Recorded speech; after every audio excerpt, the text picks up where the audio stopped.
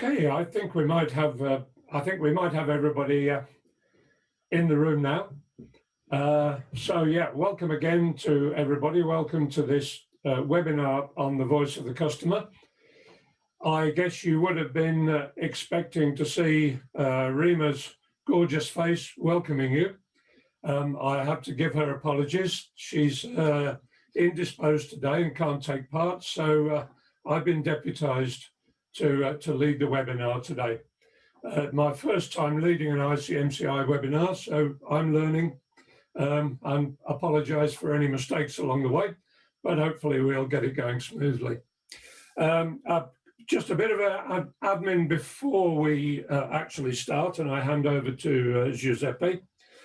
First of all, the presentation that Giuseppe is going to make will be about 30 minutes long.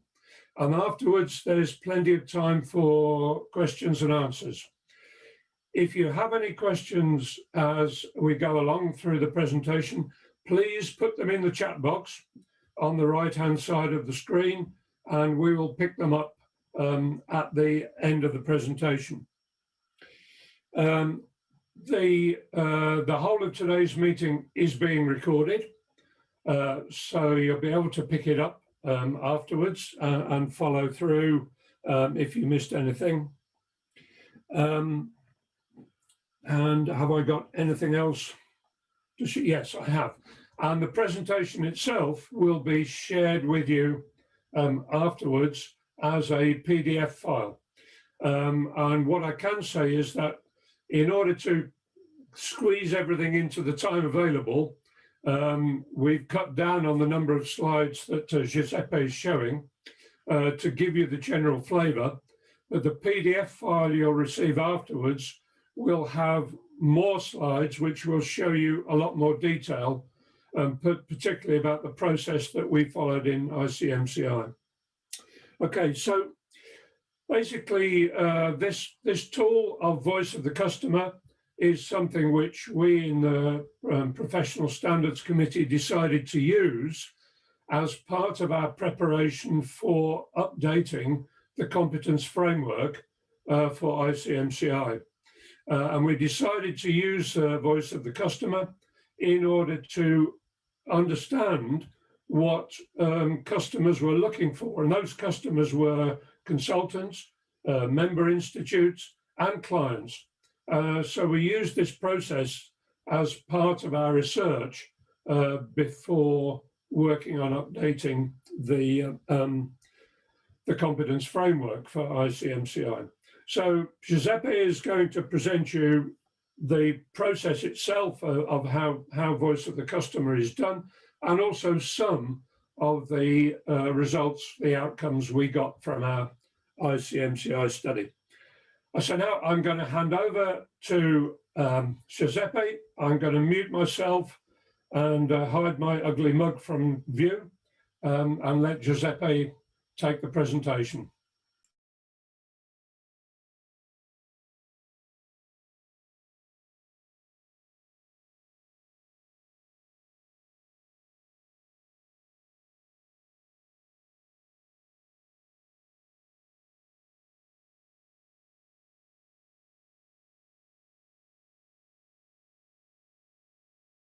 Okay, do you hear me? It's a pleasure to present to everybody this topic, Voice of the Customer, that has been the entry point for our study about the updating of the competence framework. Okay, we start. So the agenda is like this. We start with the meaning of the Voice of the Customer, what really stands. Then we'll see a bit the Voice of the Customer process and the ICMCI, the impact of the Voice of the Customer on the consulting industry today, and the results of our survey. And at the end, we'll be able to take a session of Q&A.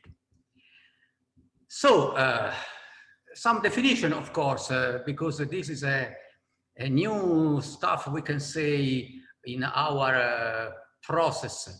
in fact, the voice of the customer is a process for capturing customer requirements. But what customer requirements? Not only the wants, but also the needs. And all these needs to be organized, to be structured with a hierarchical way, and giving them a prioritization in terms of relative importance for the customer satisfaction. So it is not, what can we say? It is not simply asking what a customer wants, but it is not simply conducting a market analysis or a market research or collecting data like this, or proposing solutions to our customers. No, that's not. Voice of the customer is a process, of course, and it is used as a best practice in new product developments, in new service developments. So when we need to innovate, voice of the customer is a fussy front end of innovation. Above all, when we use the voice of the customer as a technique, also in Lean Six Sigma projects, you know, the AIC process. And historically point of view, the voice of the customer started to be used for the quality function deployment technique. That is a technique used for transforming the customer requirements in the technical requirements to develop and produce prototypes, new service and new products. So the high add value of a voice of the customer is a trigger, is an entry point to structure a process of innovation today. So through the voice of the customer, we discover underlying needs, the unspoken needs of the customer. And with the voice of the customer, we don't need to give outputs and results, but outcomes. And the outcome is the reason why you have got an output. The outcome is infusing a layer of wisdom between as is situation and the future situation. The outcome is exploring more ways to getting a result. So in this context, we can appreciate the high value of the voice of the customer as a trigger for innovation. Going in depth in this path of understanding of the voice of the customer, we have to see also that the practitioner that uses voice of the customers at the beginning as a marketing tool in the 90s, okay, but today is really important to trigger innovation in our processes, especially new processes, is to discover the real needs of the customer, not the surface, but going in depth, not proposing solutions with me too products and so on.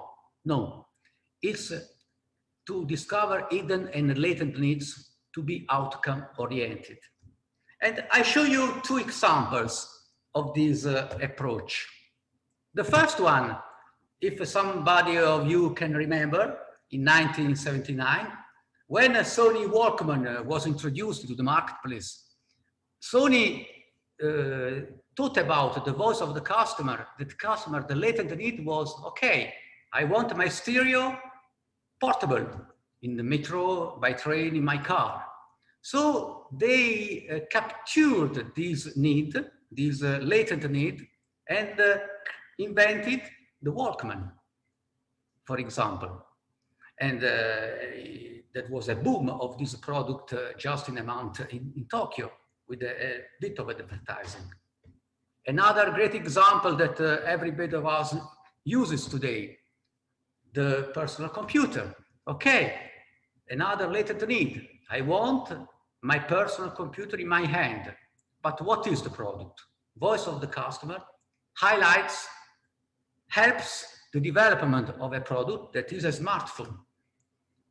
But these two products did not exist before.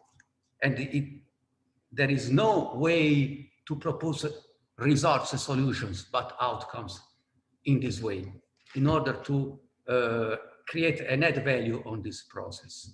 So needs and not solutions. The solutions are prepared by the developer, but who is in charge of the process of the voice of the customer needs to highlight the outcome and why you get there. But why do we need the voice of the customer?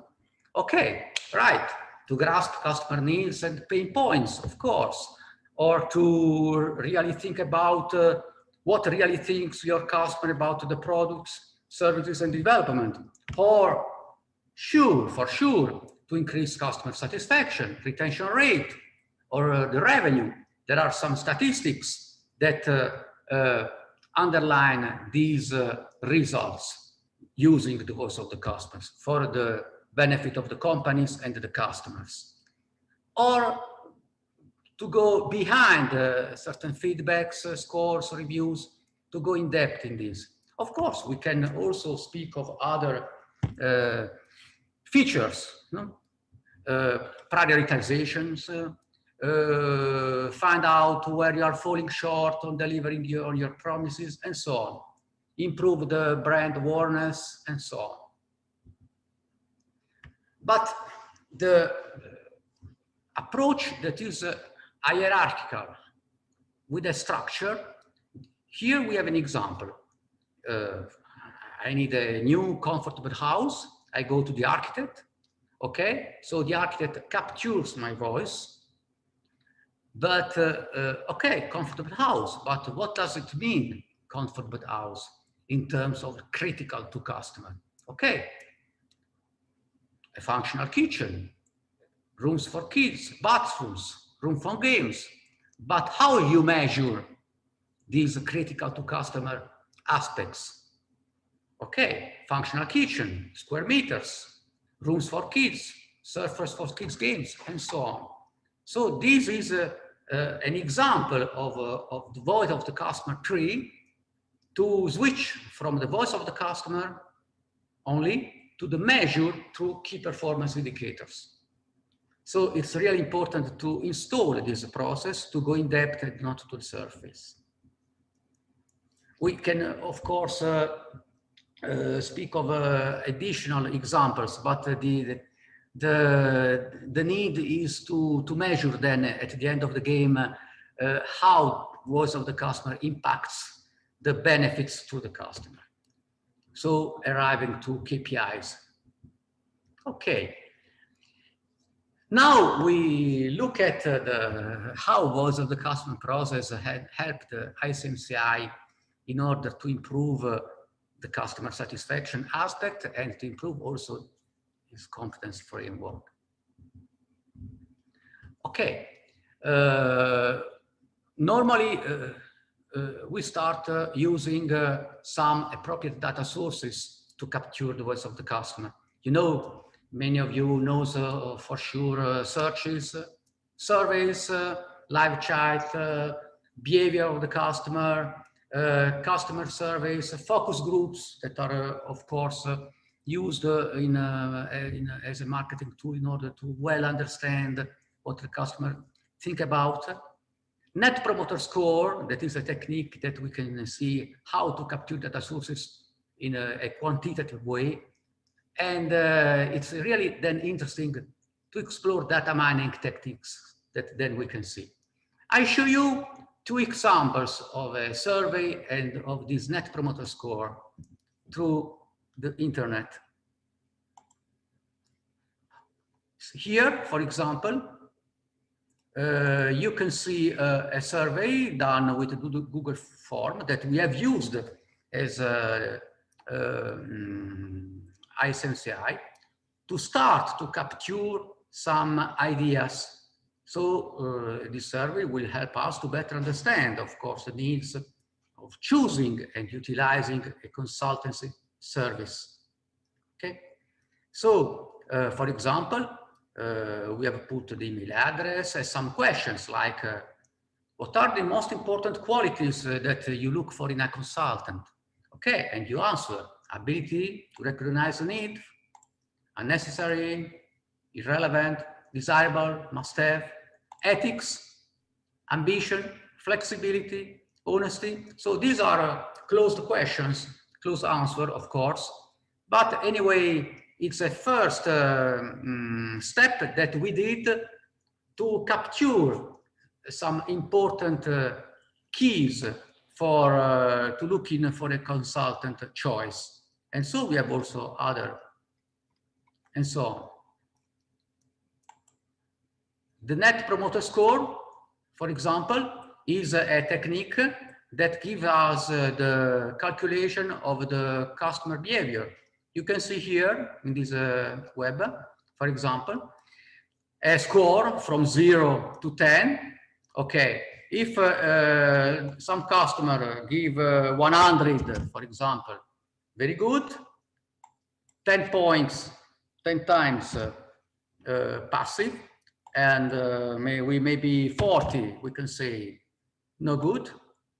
We categorize these three examples, and we have two percentages at the end. So 67% answered as a promoter, 27% answer as detractor, 67 minus 27 is 40. So 40 is the Net Promoter Score that gives us this response of the customer to a service, for a service or for a product. For example, if I don't have passive, I put here 0, and this 40 becomes 50, of course, the Net Promoter Scores will decrease. We pass from 40 to 33.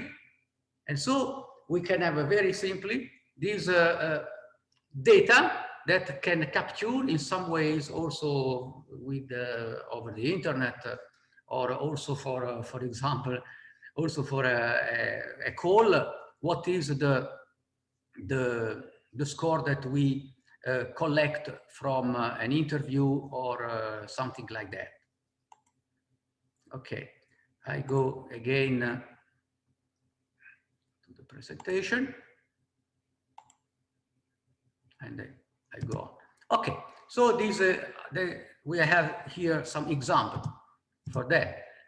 So we want to know in this experience, no, the real client needs, the real customer needs, that was in order to consider them to update, as Nick already said, upgrade our new ICMCI competence framework. We did this exercise utilizing, you see, this survey, but also another survey.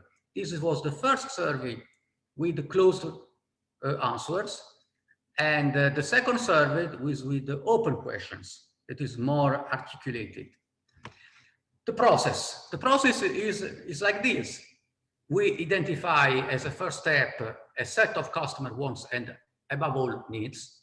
We express these needs in the customer's own language. This is really important. We affinitize that, we cluster them, and then we give them a priority. This is the process that, of course, the methodology offers to us to go really in depth and to really have a benefit from voice of the customer. So the first step was identify. You see here, identifying is you see collect above all unsolicited feedback. Unsolicited feedback, you see, can be also the body language, can be also conversations, not only interview, but conversations with the customer to grasp some hidden meanings of the relationships. No?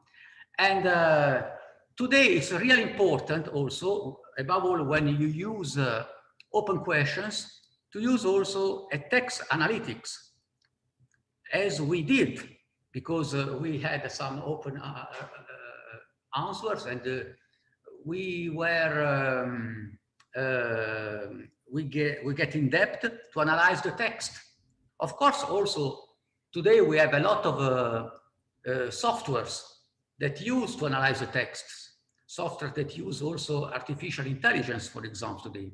And so artificial intelligence can help us to go really in depth in some sentences, in some lexical ways, to discover also in the text, in the paragraphs, some hidden needs. This is a new frontier, just to go in depth in these aspects. So we identified a complete set of customer needs. Nick launched this letter to some members, no? Just to identify important issues for clients in selecting a consultant who has the ability to provide a real value for them. So this was the launch that we did in order to collect and start to see what was the sentiment. We prepared open questions, exactly 7 questions that we sent to some IMCs and clients. And we finished this job in June, so with the final report, okay? Here you have the 7 questions. I explain you these 7 questions that we put to our clients. The first one was thinking about a good consultancy experience you must have had. Can you tell us what impressed you most about the consultant? So you highlight, you describe your good experience with your words, with your own words, the second principles. What impressed you most about the consultant? The second is exactly the contrary. Bad consultancy experience you might have had, dear customer. Can you tell me what were the things that made you dissatisfied? So the contrary. The third question, what are the most important qualities that you look for in a consultant? Qualities, you know, you have naturally some qualities, no? And so it's really interesting to see what are these qualities that a client appreciates in a consultant and in his job. The fourth question speaks about the skills, about soft skills. So what are the soft skills that you appreciate in your consultant? The fifth is a question about, do you need a consultant with the in-depth knowledge of your industry? And how your selection process is influenced by the level of knowledge of the industry consultant. The sixth is, when you are selecting for a consultant, you prefer a generalist or specific specialty consultant? So a choice, no? Generalism versus specialty. And the last question is about technology. Of course, today, if you need a technology-oriented consultant, artificial intelligence, Internet of Things, and so on, or not. Okay, this is the picture that we launched it. We launched this, we gathered the data, we analyzed with the text analytics, but with our minds and not with the software at the moment, okay? And some examples, okay, then we standardized all this form of answers. And of course, it was really important to capture the customer words, its own language. For example, if you launch a voice of the customer process to your clients that are manufacturers, of course, they use some words like identify the root causes of the product problem faster. Or if your customer is an insurance, for example, they will use another language. For example, identify fraudulent complaints. Or if you go to healthcare customers, they will use another language. No, for example, identify patterns in patients' claim data. And so it's really a process to be in the mind of the customer, also in his language, his words, in his expressions, and so on. So this is an example of that. The third step, you know, is affinitize. So you have to cluster, you have to create, here you can use some tools like affinity charts, for example, no? And data text analysis.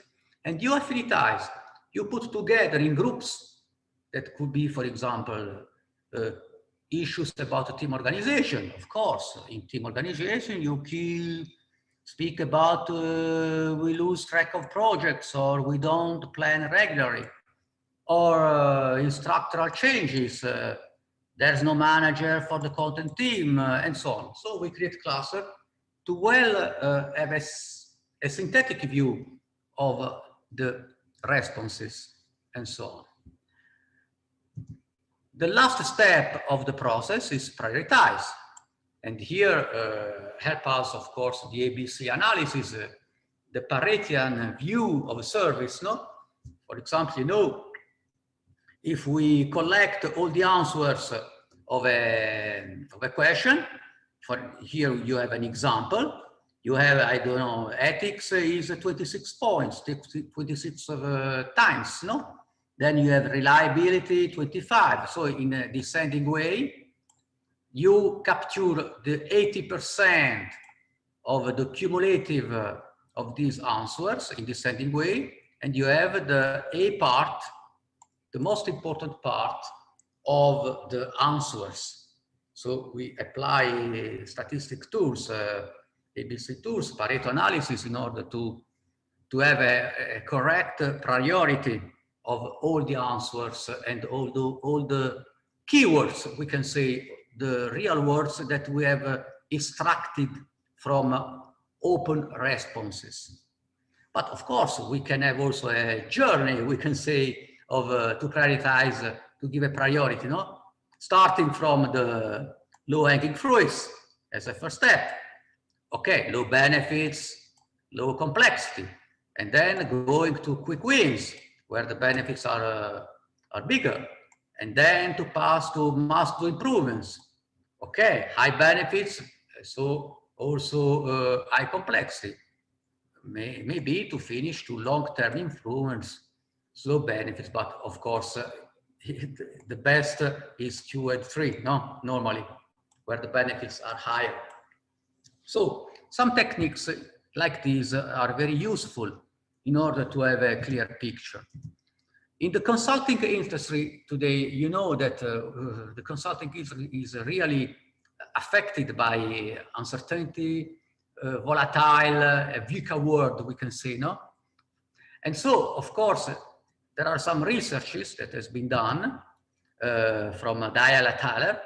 Here you have the source, in which there are 6 forces that are dramatically changing this industry. Think about the access to knowledge and data, no? Who is capable to access to knowledge and data? Think about the technology with the digitization, Industry 4.0. Think about the millennials with their new practice, new way of life. Think about the difficulty to reach talented people.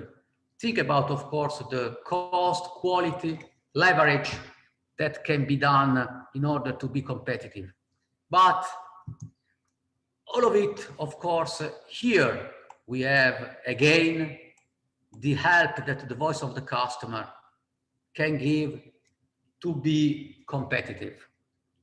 Client needs not only at the beginning, when we have to develop new services, new products, but this voice of the customers evolves also during the life of a project or the life of a consultancy application. Okay, now we have to go further. So to involve others, IMCs, to involve other customers, to deploy this first experiment of voice of the customer applications into our community and so on. To think about also what is in for me as a consultant, as a community, as ICMCI, we know that there are some needs that institutes for management consultants reach for to reach common values, common rules, common behaviors, brand recognition, and so on.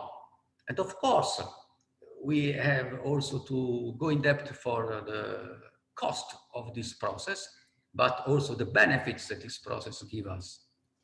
And there are some interesting results that then we can discuss later.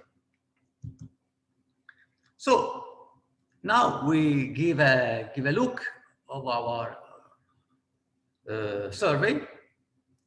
For example, we have created this clustering. We have affinitized them by geography, for example. So you can have here an example, no? 45 from Bulgaria, Costa Rica, UK, US, no? And so then we have studied the answers of the 7 questions that you have looked at before according to this geography, for example. And the results are different.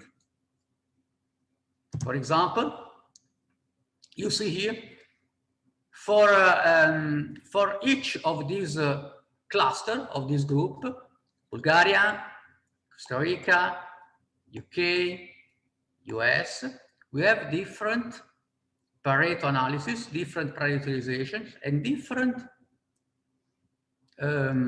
characteristics of these qualities. Here you see, for example, the answer number 3. What are the most important qualities that you look for in a consultant? And it's great that the answer, for example, for UK, Bulgaria, is ethics, the first one. US is the reliability, the most important quality, reliability, US. In Costa Rica is experience. Of course, this is only the first level. If you go to the second, third, of course, experience is also here. Knowledge is US and Costa Rica, but this is we can say the effect of the geography about the qualities, for example, you look for in a consultant. Or here, for example, you see all the 66 answers all together about the first questions. Thinking about a good consultancy experience, you must have what impressed the most? You see the 80%, the class A. The class A is experience. And this fact, the experience, then knowledge, clarity, engagement, and activity, experience, open us great questions. How this community can help millennials, for example, to develop, to grow in experience, because experience is the first quality that impressed our customer. You see, 20 and so on. So this just is, we can say, this is just an example of our answers. Of course, you will receive all the complete set of the answers about the 7 questions that we did together. Okay, I think I have spent my time, and now we are open for question and answers, discussions, and so on. Thank you very much for your patience and attention. I stopped my... Okay. Okay, Giuseppe, thank you so much for that. That was really presented the process we followed and the key outcomes very clearly, I think. And we have a couple of questions so far. So let's take those 2. If anybody's got any others, if you not too late to put them in the chat box. Well, let's start with the first one from Flavio in Brazil. The question is it possible to use indirect methods to hear the customer's voice, such as performance indicators, customer return, new hires, loyalty, etc. I'll kick off on this, and maybe Giuseppe may want to add something, but to me, yes, obviously, those performance indicators are a very good measure of customer satisfaction, but they are generally historical measurements. So basically using performance indicators, you are picking up what has happened. The benefit of the voice of the customer approach is that it actually looks to the future and gives you the sort of things you need to be doing, the sort of actions you need to be putting in place, the sort of enabling approaches you have to have in order to maintain or improve customer satisfaction. So yeah, those performance measures are important, whether they're perception measures or whether they're actually performance indicators. They are useful, but they give you a historical picture on which you can build, and voice of the customer gives you a route map for the future. Yes, yes, Nick, I agree. The key performance indicators are the base, we can say, are the base we're starting from in the next future. The voice of the customer as an anyway as a proactive approach. No, the proactive approach is to imagine what can be the future situation starting from the as-is situation. And the as-is, of course, is KPI based, is fact based, is a quantitative approach of the voice of the customer. But we have to merge a quantitative and a qualitative approach in order to have this perspective. Right.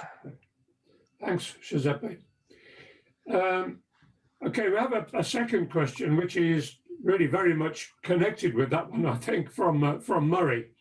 And it's addressed particularly to you, Giuseppe, so I'm going to hand over to you first of all. When reaching out to customers, how do you guard against unintended bias creeping in? Because it's been shown that customers who are very dissatisfied have the loudest voices and are most likely to respond to a survey. So how do we counter that? But yes, of course, you know that a survey is not a questionnaire, no? A questionnaire, you answer yes, not, and all is finished. The survey is an exercise to go in depth.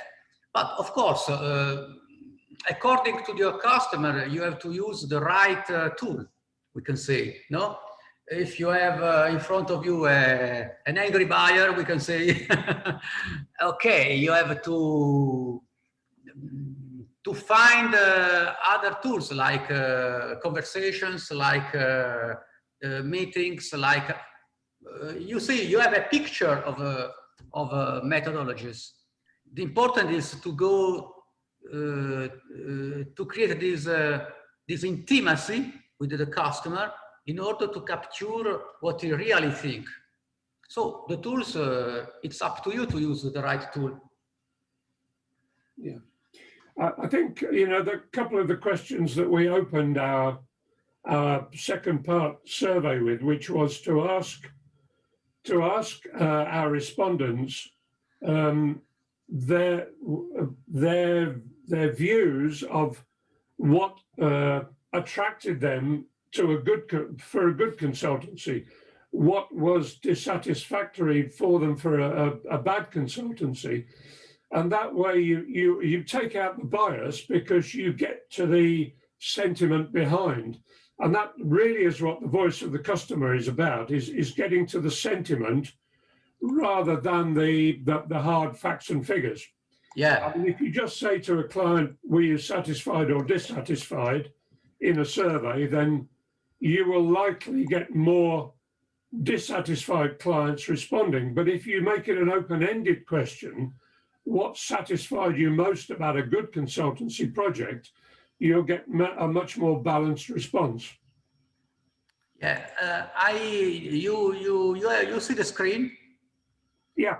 Okay, so now I am highlighting a bit this aspect of the survey. Okay, this is the answers that we captured for a good consulting experience that you have already seen. Okay, experience is at the top, you see. Now we see the contrary. Experience, you see, is at the top. This is the second one. Thinking about a bad consultancy experience. So you see the first term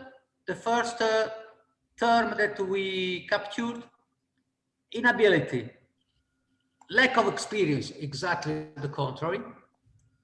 So not regard of your customer, indifferent, we can say, not clarity, incompetence, so lack of competence, we can say, and so on.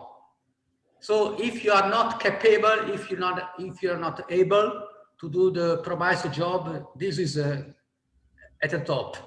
We have discarded. Okay, thanks, Giuseppe. I think we've got two more questions we need to answer, so I'm going to move us on if that's okay. I mean, very interesting question again from Flavio. How to deploy the assessment for each national IMC? I mean, that's a very interesting question. Yeah. Probably more for individual IMCs to answer for themselves in terms of, you know, where they want to go in terms of their national client community. Yeah. Certainly, I can say in the UK, if I might just say in the UK, we are in the process of making some fairly radical changes within our institute. And the way we've done that is actually to go out and use voice of the customer approaches to understand what our consultant clients are looking for from an institute. You know, what do they value? What are they looking for? And we've had some very interesting responses that have helped us to design some quite radical changes to how our institute will look in the future. Yeah, of course, you see here all the answers. We divided these answers by geography, so by country. You see, and for each of the 7 questions, we did the Pareto analysis. No, so the first one, for example, I show you the first one. So you see the differences, no? Here you can see the Pareto analysis done by each of them. Of course, the sample is not the same for the 4 clusters, but anyway, we see, okay, Bulgaria experience, knowledge as a good consultancy. In UK, we have again experience.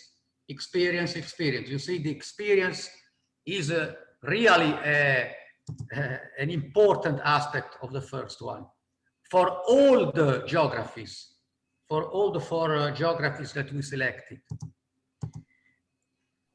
The second one, the bad consultancy experience. Bulgaria was inability, you are not capable. Lack of experience for Costa Rica. UK is lack of knowledge. And US, regardless, you don't care of your customer. Lack of regard. Yeah, I think that gives some good example really of the need that each IMC does need to do this sort of analysis for itself in order to understand.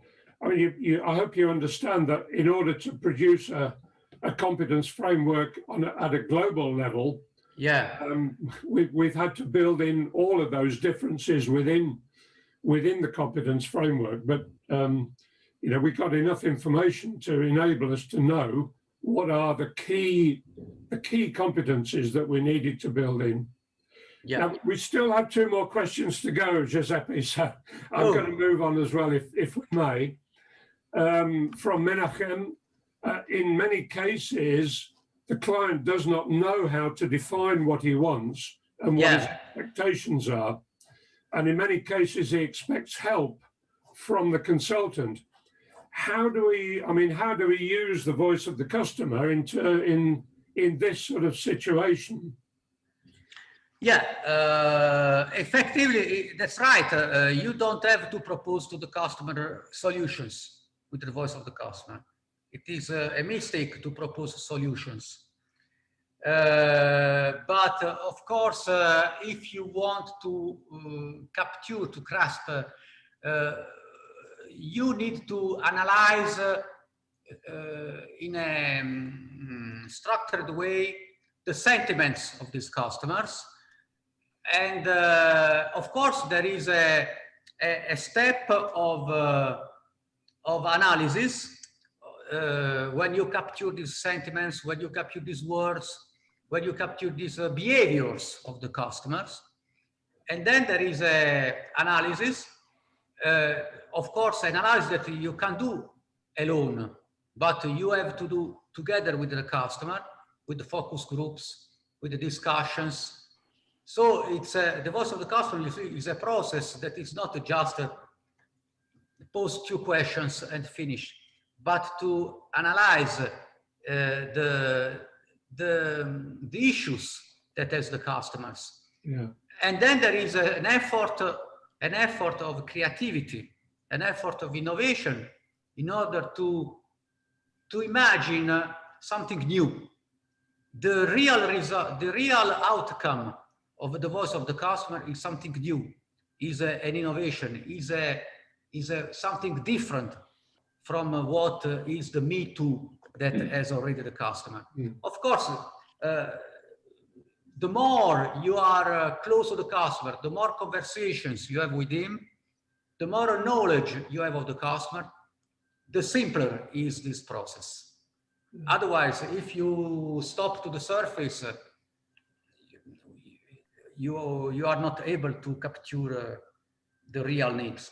Yeah, I think I think to be a good consultant, you have to not just know about your client, but you have to know about your client's customers. And for me, the answer to this question is to actually help your client use the voice of the customer to understand what the client's customers are looking for, what is going to make them satisfied, what's going to give them a good customer journey. And in that way, you can help your client actually to develop and define what they need and what they should be doing. Yeah, that's true. That's true. Above all, when your customer is in the middle of a supply chain.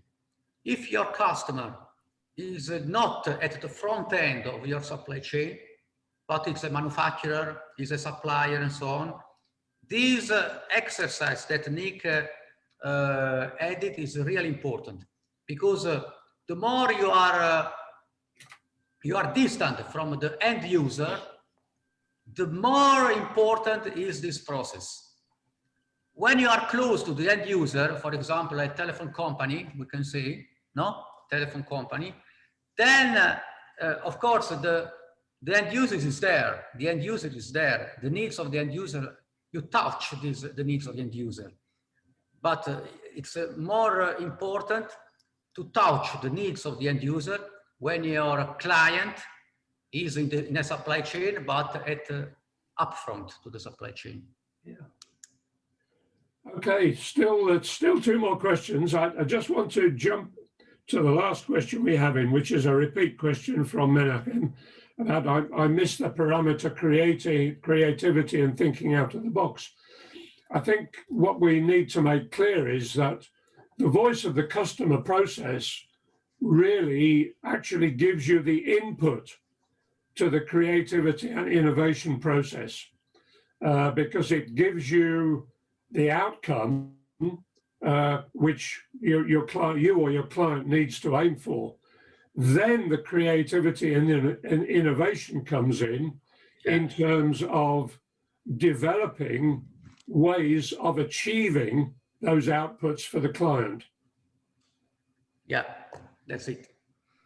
Okay, we have very few minutes left, and there may be some more questions coming in, but there's a very important question from Gule about the number of responses. There were 66 answers that we've shown as the example.